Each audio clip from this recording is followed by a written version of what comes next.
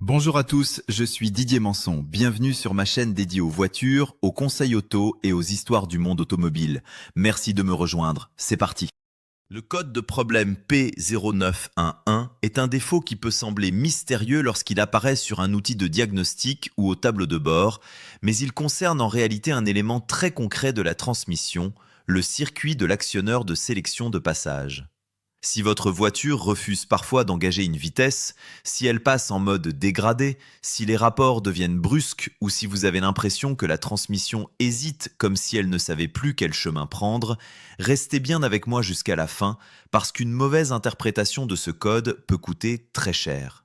Le piège avec P0911, c'est de croire immédiatement que la boîte de vitesse est hors service, alors que dans de nombreux cas, le véritable problème se cache dans un connecteur oxydé, un fil endommagé, une masse instable, un actionneur fatigué ou un réglage mécanique sorti de sa plage normale. Dans cette vidéo, je vais vous expliquer ce que signifie ce code, quels symptômes il provoque, pourquoi il ne faut pas simplement l'effacer en espérant qu'il disparaisse tout seul, comment je procéderai pour le diagnostiquer correctement et à quel moment il vaut mieux arrêter de rouler pour éviter une réparation beaucoup plus coûteuse. Quand je lis P0911 sur un outil de diagnostic, je ne le considère jamais comme une simple ligne dans la mémoire du calculateur. Pour moi, c'est un message envoyé par le système de transmission pour dire « je reçois une information ou une réponse qui ne correspond pas à ce que j'attends ». Ce code est généralement associé au circuit de l'actionneur de sélection de grille que l'on appelle souvent en anglais Gate Select Actuator. Pour le dire simplement, sur certaines boîtes manuelles robotisées, boîte automatisée ou transmission pilotée, le conducteur ne déplace pas directement toute la mécanique interne comme sur une boîte manuelle traditionnelle, il donne une commande, le calculateur interprète cette commande, puis un actionneur déplace un mécanisme pour sélectionner la bonne voie, la bonne grille, avant d'engager le rapport demandé. C'est un peu comme si, à l'intérieur de la boîte, une main mécanique devait se placer exactement devant le bon couloir avant de pousser le levier dans la bonne vitesse. Si cette main mécanique répond trop lentement, pas assez loin, trop loin, de manière incohérente, ou si le calculateur ne reçoit pas le retour électrique attendu, le système peut enregistrer P0911.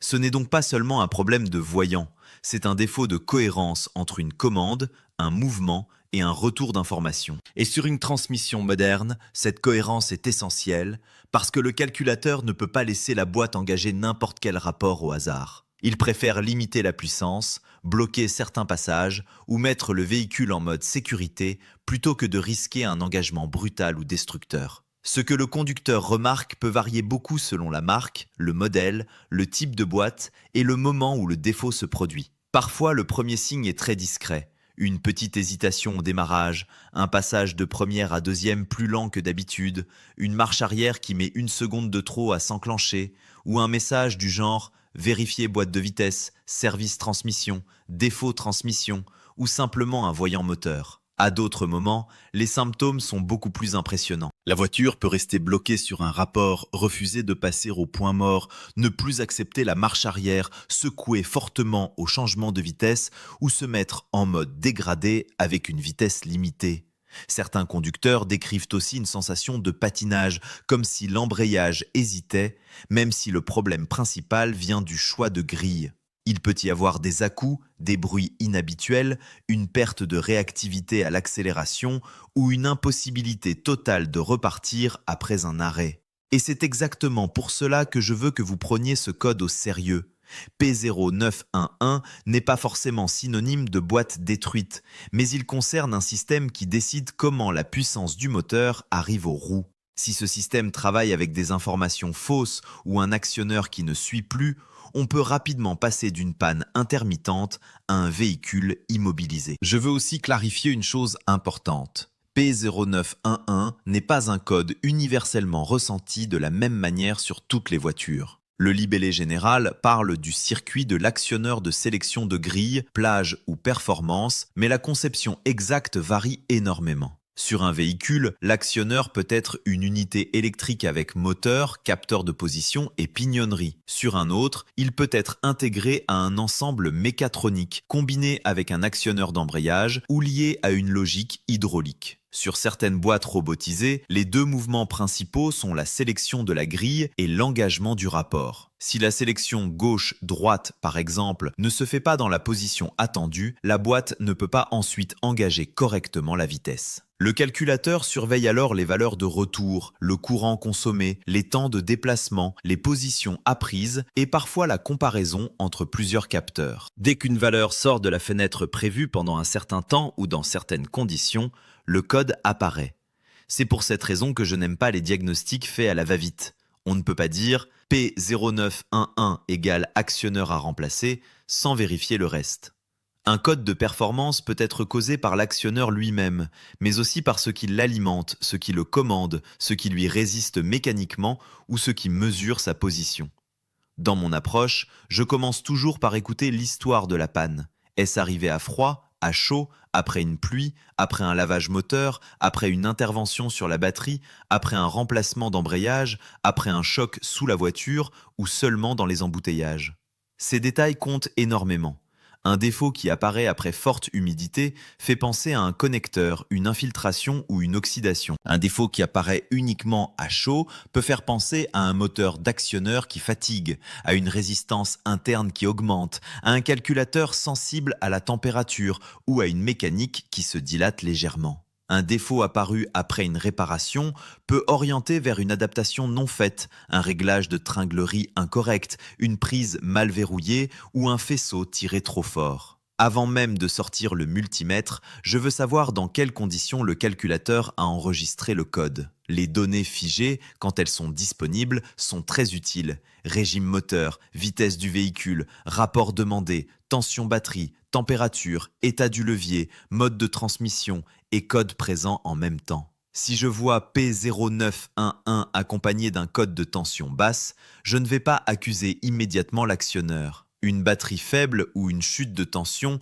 peut perturber toute une transmission pilotée. Si je vois des codes de communication avec le calculateur de boîte, je vais élargir la recherche. Si je vois des codes liés à l'embrayage ou au capteur de position, je vais examiner l'ensemble de la stratégie de changement de rapport, pas seulement une pièce isolée. Ensuite vient l'inspection visuelle, et je vous assure que c'est souvent là que l'on gagne le plus de temps. Beaucoup de pannes modernes ont l'air électroniques, mais commencent par quelque chose de très banal. Une fiche mal clipsée, un fil frotté contre un support métallique, une gaine ouverte, de l'huile qui a migré dans un connecteur, de la corrosion verte sur une borne, une masse desserrée ou un faisceau qui a pris la chaleur près de l'échappement. Sur le circuit de l'actionnaire de sélection, je vais regarder l'état des connecteurs, la tension des broches, les traces d'eau, les fils cassés à l'intérieur de l'isolant, les réparations anciennes faites avec des raccords de mauvaise qualité et les zones où le faisceau bouge avec le moteur. Il ne suffit pas de jeter un coup d'œil rapide. Il faut parfois manipuler doucement le faisceau pendant que l'on observe les valeurs en temps réel avec l'outil de diagnostic. Un fil peut avoir une continuité parfaite quand la voiture est immobile, puis se couper dès que le moteur bouge ou que la boîte vibre. C'est ce type de panne intermittente qui rend P09 un nain frustrant pour beaucoup de propriétaires. La voiture fonctionne bien pendant 3 jours, puis refuse de passer une vitesse au pire moment.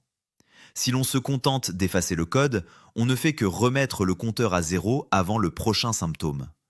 Le contrôle électrique doit être méthodique. Je vérifie l'alimentation, la masse, la continuité des lignes de commande et de retour, puis je compare les valeurs avec les spécifications du véhicule.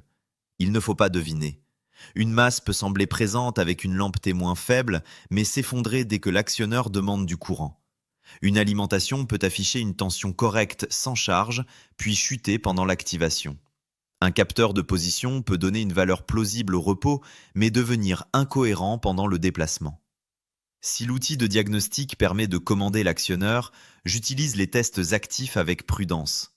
Je veux entendre le moteur fonctionner, voir la position changer, vérifier la vitesse de réponse, observer si le courant demandé est anormal et confirmer que le mouvement est fluide. Un actionneur qui force peut consommer trop, chauffer, se déplacer par à-coups ou ne pas atteindre sa position finale. Mais il faut toujours se demander pourquoi il force. Est-ce l'actionneur qui est usé? Est-ce un mécanisme de sélection grippé? Est-ce une tringlerie mal réglée? Est-ce un problème interne de boîte? Remplacer un actionneur sans vérifier la résistance mécanique revient parfois à installer une pièce neuve qui va souffrir exactement de la même contrainte que l'ancienne. Je sais que beaucoup de personnes cherchent une réponse simple, du type combien ça coûte ou quelle pièce changer. J'aimerais pouvoir répondre en une phrase, mais ce serait malhonnête. Le coût peut aller d'une réparation très raisonnable, comme nettoyer un connecteur, refaire une masse ou réparer un fil, jusqu'à une intervention beaucoup plus chère si l'actionneur, le module de commande, l'embrayage, la mécatronique ou un élément interne de boîte est en cause. Ce que je peux vous dire, c'est que le diagnostic précis est presque toujours moins coûteux que le remplacement au hasard. Un actionneur de sélection peut être cher et sur certains véhicules, il demande une procédure d'apprentissage après remplacement. Si cette adaptation n'est pas faite correctement, la voiture peut continuer à mal fonctionner, même avec une pièce neuve. C'est pour cela que je conseille de ne pas acheter une pièce uniquement parce qu'un forum ou une vidéo a dit que P0911 venait souvent de là. Oui, l'actionneur est un suspect important. Non, il n'est pas le seul. Le faisceau, les connecteurs, l'alimentation, la masse, le calculateur de transmission, le capteur de position, l'embrayage et les éléments mécaniques peuvent tous entrer dans l'équation selon le véhicule. Il y a aussi une erreur que je vois très souvent, confondre effacement du code et réparation. Effacer P0911 peut faire disparaître le voyant pendant quelques kilomètres, mais cela ne prouve absolument pas que la panne est réglée. Un calculateur enregistre un code quand les conditions de détection sont réunies. Si ces conditions ne se reproduisent pas immédiatement, le voyant peut rester éteint un certain temps. Mais dès que la transmission redemande le même mouvement, dans la même température, avec la même charge ou la même vibration, le défaut revient. Après une vraie réparation, je veux voir une procédure complète. Lecture des codes, sauvegarde des informations, inspection, tests électriques, test d'actionneur, réparation ou remplacement justifié, effacement, adaptation si nécessaire, puis essai routier dans des conditions réalistes. Il faut tester les démarrages, les manœuvres, la marche arrière, les passages à faible vitesse, les accélérations modérées, les ralentissements et si possible les conditions qui avaient déclenché la panne. Une voiture qui passe 2 rapports dans l'atelier n'est pas forcément réparée. Une transmission pilotée doit être validée sur la route avec les données en direct parce que c'est là que les écarts de performance apparaissent. Je veux maintenant parler de la gravité du code. Peut-on rouler avec P0911 ? Ma réponse est prudente. Parfois, sur une très courte distance pour rejoindre un lieu sûr ou un atelier. Mais je ne conseillerais pas de continuer à utiliser la voiture normalement. Le risque n'est pas seulement d'abîmer davantage la transmission. Le risque est aussi de se retrouver bloqué dans une situation dangereuse, par exemple à un rond-point, sur une voie rapide, dans une côte ou au moment de faire une marche arrière. Si la boîte ne sait plus sélectionner correctement une grille, elle peut refuser un rapport au moment où vous en avez besoin. Si le véhicule est déjà en mode dégradé, si les à-coups sont violents, si une odeur de chaud apparaît, si le rapport reste bloqué, si le moteur monte dans les tours sans transmission correcte du mouvement, ou si vous entendez des bruits mécaniques inhabituels, il vaut mieux arrêter et faire remorquer. Je préfère toujours une facture de remorquage à une facture de boîte complète.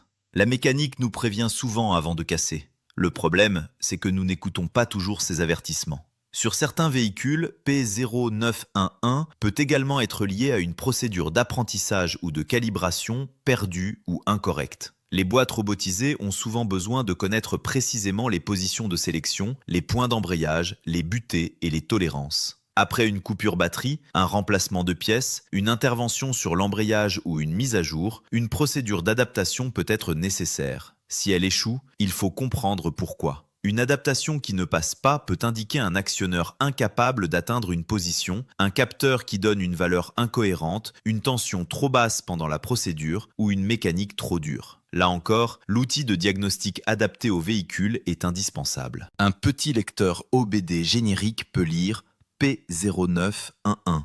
Mais il ne donnera pas toujours accès aux tests actifs, aux valeurs détaillées de la boîte, aux calibrations et aux procédures constructeurs. Pour un voyant moteur simple, un lecteur basique peut suffire à orienter. Pour un défaut de transmission pilotée, il faut souvent un matériel plus complet et une personne qui sait interpréter les données. Je vous conseille aussi de faire attention aux batteries faibles.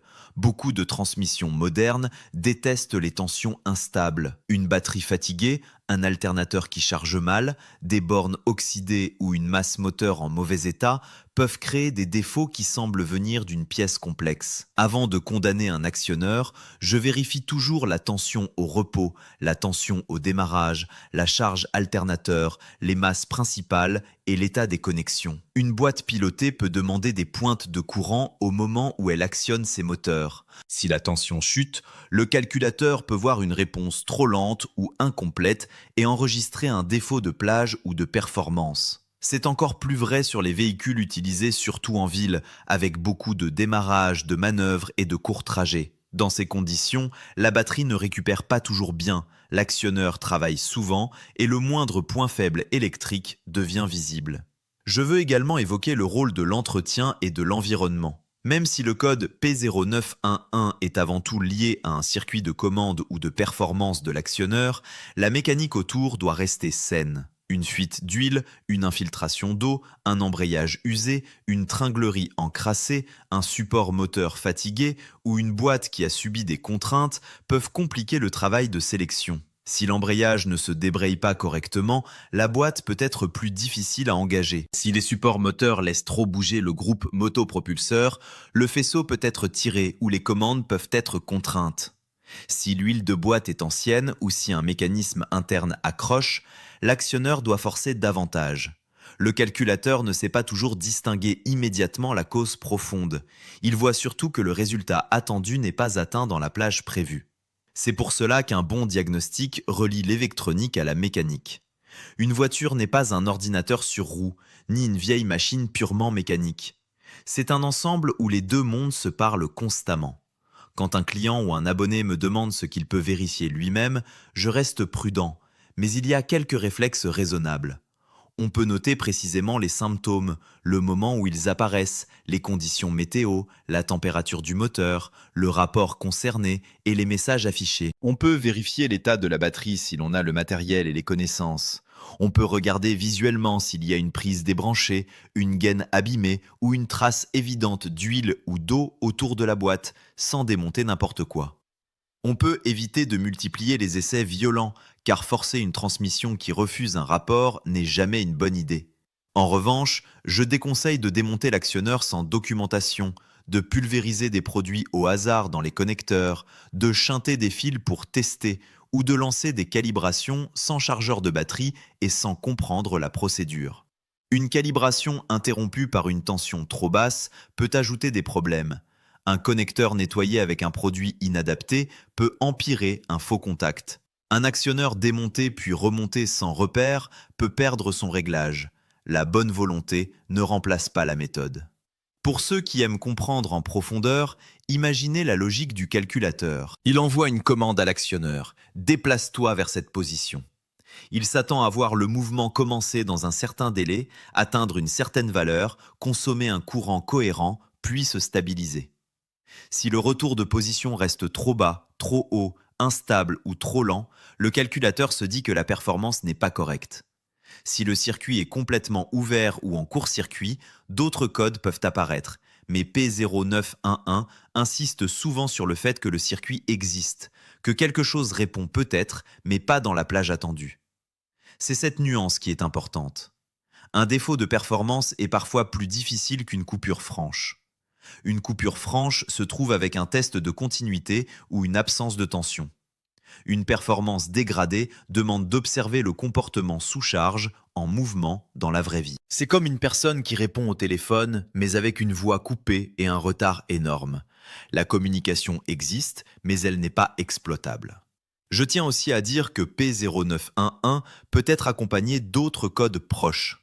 Si vous voyez des défauts liés à l'actionneur de sélection, au circuit haut, au circuit bas, à un défaut de commande de grille, à l'embrayage ou à la position de rapport, il faut lire l'ensemble comme une histoire complète. Le premier code enregistré n'est pas toujours le plus visible, mais il peut indiquer la cause initiale. Par exemple, une tension faible peut déclencher ensuite un défaut d'actionneur. Un capteur de position incohérent peut faire croire que l'actionneur n'a pas atteint sa cible. Un embrayage qui ne libère pas correctement peut rendre le changement difficile et provoquer des écarts de performance. Il faut donc regarder l'ordre d'apparition, les conditions, les codes en attente et les codes permanents. Un diagnostic de transmission ne se fait pas en regardant une seule ligne et en fermant l'ordinateur. Il se fait comme une enquête, avec des indices qui se confirment ou s'annulent. Si la réparation nécessite le remplacement de l'actionneur, je recommande de respecter la procédure constructeur. Cela peut inclure une mise hors tension, un positionnement particulier, un apprentissage, une purge sur certains systèmes, une mise à jour logicielle ou un réglage. Il faut aussi vérifier que la pièce correspond exactement à la version du véhicule. Deux actionneurs qui se ressemblent peuvent avoir des calibrations ou des connectiques différentes. Après montage, la boîte peut avoir besoin de réapprendre ses butées et ses positions. Pendant cette étape, une alimentation stable est essentielle, idéalement avec un maintien de charge adapté. Ensuite, il faut faire un essai et relire les défauts. Je sais que cela paraît long, mais c'est ce qui fait la différence entre une réparation professionnelle et un simple remplacement de pièces. Dans une transmission moderne, la pièce neuve n'est qu'une partie de la solution. Son intégration électronique compte autant que son montage mécanique. En prévention, la meilleure chose à faire est de ne pas ignorer les premiers signes. Une boîte qui commence à hésiter, qui claque, qui affiche un message puis redevient normale, essaie souvent de vous avertir. Faites vérifier rapidement, surtout si le défaut revient. Gardez une batterie en bon état. Évitez les lavages moteurs agressifs autour des calculateurs et connecteurs. Après une intervention sur la transmission ou l'embrayage, assurez-vous que les adaptations nécessaires ont été faites. Si vous achetez une voiture d'occasion avec boîte robotisée ou automatisée, testez toutes les situations. Démarrage à froid, marche arrière, manœuvre lente, montée, descente, accélération progressive, conduite en ville et redémarrage à chaud. Une boîte qui fonctionne seulement pendant 10 minutes sur route droite n'a pas été vraiment testée. Et si un vendeur vous dit que le voyant est juste un capteur, sans diagnostic imprimé, méfiez-vous. Un petit code peut cacher une petite réparation, mais aussi une grosse négligence. Ce que j'aimerais que vous reteniez, c'est que P0911 est un code qui parle de précision. La précision d'une commande, la précision d'un mouvement, la précision d'un retour électrique. La boîte demande une position. L'actionneur doit l'atteindre, le capteur doit le confirmer et le calculateur doit faire confiance à tout ce dialogue. Dès qu'un maillon devient incertain, la transmission protège le véhicule en limitant son fonctionnement. Ce n'est pas agréable, mais c'est souvent ce qui évite une casse encore plus grave. Alors si votre voiture affiche ce code, ne paniquez pas, mais ne banalisez pas non plus. Notez les symptômes, faites lire tous les codes, contrôlez l'alimentation et les masses, inspectez le faisceau, testez l'actionneur, vérifiez la mécanique, effectuez les adaptations nécessaires et validez la réparation par un vrai essai. C'est cette méthode qui permet de réparer intelligemment au lieu de remplacer aveuglément. Je vais terminer avec un conseil très concret. Si vous êtes devant une voiture avec P0911 et que vous ne savez pas par où commencer, ne commencez pas par la pièce la plus chère. Commencez par l'information. Quel véhicule? Quelle boîte? Quels symptômes? Quels autres codes? Dans quelles conditions? Quelle tension batterie? Quel historique de réparation? Ensuite seulement, avancez vers les mesures et les tests. La transmission moderne n'aime pas les suppositions, elle aime les preuves. Et c'est exactement l'esprit que j'essaie de partager sur cette chaîne. Comprendre avant de condamner, mesurer avant de remplacer, et toujours garder en tête que derrière un code défaut, il y a un système complet. Voilà, c'était Didier Manson. Si ce sujet vous a aidé à mieux comprendre le code P0911, gardez cette méthode en tête avant de prendre une décision coûteuse. Parce que parfois, la différence entre une petite réparation et une grosse facture se joue dans les 30 premières minutes de diagnostic.